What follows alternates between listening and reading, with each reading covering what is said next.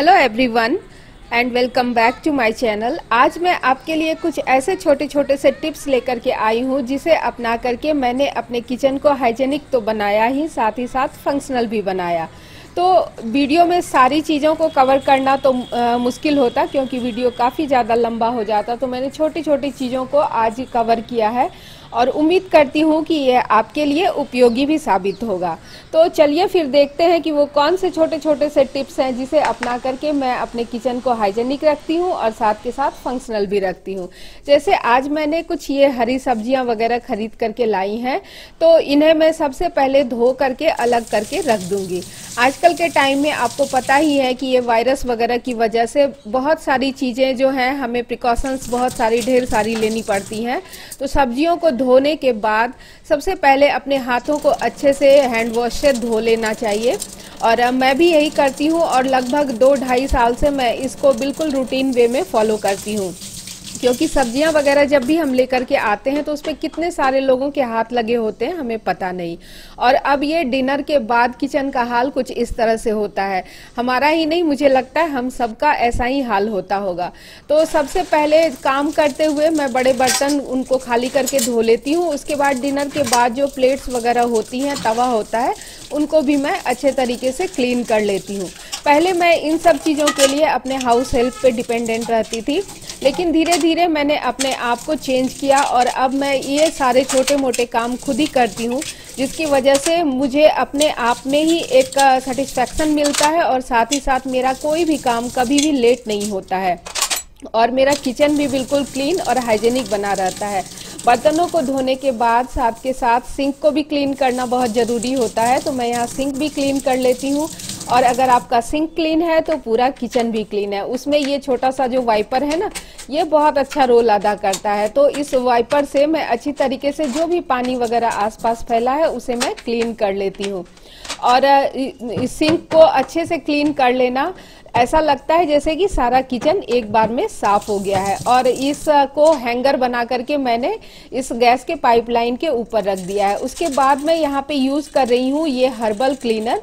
इससे मैं डेली तो नहीं क्लीन करती हूँ, लेकिन कभी कभी मैं इससे क्लीन कर लेती हूँ। जनरली मैं अपना जो होममेड DIY सॉल्यूशन है उसी से अपने किचन को क्लीन कर लेती हूँ। लेकिन इसमें एक बहुत अच्छी लेमन ग्रास की खुशबू आती है और नाइट टाइम में एक बार इससे क्लीन कर लेने के बाद पूरे किचन में बिल्कुल लेमन ग्रास की खुशबू आने लगती है, जो कि बहुत ही अच्छा लगता है और एक क्लीनिंग वाला फील आता है इस लेमन ग्रास की वजह से। तो इससे अच्छे से क्लीन करने से बिल्कुल क्लियर हो जाता है जितनी भी गंदगी वगैरह अभी इस पे फैली थी। हमने डिनर बनाया था तो मैं इसे सारा क्लीन कर लूँगी। और क्लीन करने के बाद फिर जो भी काउंटर टॉप वगैरह है, गैस के नीचे का एरिया है, उसको भी अच्छे तरीके से क्लीन कर लेती हूँ। और क्लीन होने के बाद ही किचन अपने आप में बहुत ज़्यादा अच्छा लगने लगता है देखने में, और एक साफ सुथरे किचन में काम करने का मज़ा ही कुछ और होता है। और ये जो है ये हर्बल होता है और आप इसे ऑनलाइन भी सर्च कर लेते हैं। उसके बाद आजकल मैंने एक एंटी कॉकरोच और एंटी आंट स्प्रे यूज़ किया है, जो कि गैस एरिया के आसपास मैं इसे स्प्रे कर देती हूँ, जिसकी वजह से जो छोटे छोटे कॉकरोच वगैरह होते हैं वो रात में कभी कभी हमारे किचन में आ जाते हैं। उसके बाद बारी आती है इन सारे किचन टॉवल्स को धोने की। तो मैं इसे गर्म पानी को थोड़ा सा गर्म करने के बाद और सर्फ के पानी में इसे थोड़ी देर के लिए एक उबाल आने के लिए गैस पर रख दूंगी। और उसके बाद मैं इसे अभी नहीं धोऊंगी। जब ये हो जाएगा, पानी उबल जाएगा, तो मैं इसे उतार कर नीचे रख दूंगी और सुबह मैं इसे धोकर और धूप में डाल दूंगी। साथ के साथ मैं सुबह के लिए भी थोड़े से स्प्राउट वगैरह तैयार करने के लिए चने भिगो दे रही हूँ, ताकि सुबह जो भी ब्रेकफास्ट वगैरह मुझे बनाना हो वो बनाने में आसानी हो। उसके साथ ही साथ मैं कुछ बादाम भी इसमें भिगो देती हूँ और इस तरह से मेरा जो डिनर के बाद का क्लीनिंग है वो कंप्लीट हो जाता है। नेक्स्ट, जब भी मुझे सामने से गंदगी दिख जाती है तो मैं कोशिश करती हूँ कि उसी टाइम पे उसे क्लीन कर दूं, ताकि काम ज़्यादा मेरा न फैले। जैसे कि इस प्रोफाइल वगैरह में आप देख सकते हैं कि आटे वगैरह मसाले वगैरह गिरने के बाद गंदगी जमा हो जाती है। तो यही धीरे धीरे अगर हम इसे छोड़ देते हैं तो फिर इसे सफाई में भी टाइम ज़्यादा लगता है और हमारा काम का टाइम भी बढ़ जाता है।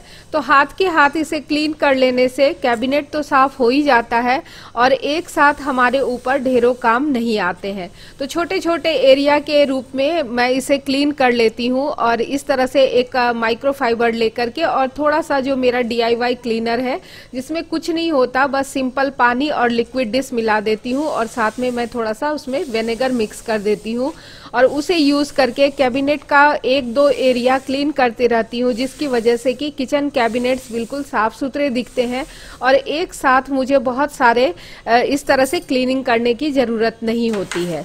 तो ये थे मेरे कुछ छोटे छोटे किचन हैबिट्स। होप आप लोग भी सब इसी तरह से अपने घरों में काम करते होंगे, लेकिन मेरा ये वीडियो डालने का पर्पस सिर्फ और सिर्फ मोटिवेशन का था, क्योंकि एक तरह के काम करते करते जनरली हम लोग बोर हो जाते हैं, लेकिन जब किसी दूसरे को भी हम सेम काम करते हुए देखते हैं तो हमें मोटिवेशन मिलता है। तो उम्मीद करती हूँ कि ये वीडियो आपके लिए उपयोगी साबित रहा होगा। वीडियो अगर उपयोगी साबित रहा हो तो जरूर मेरे चैनल को सब्सक्राइब करें और साथ ही साथ इसे लाइक और शेयर करना ना भूलें। मिलती हूँ आपसे फिर किसी नेक्स्ट वीडियो में, तब तक के लिए टेक केयर।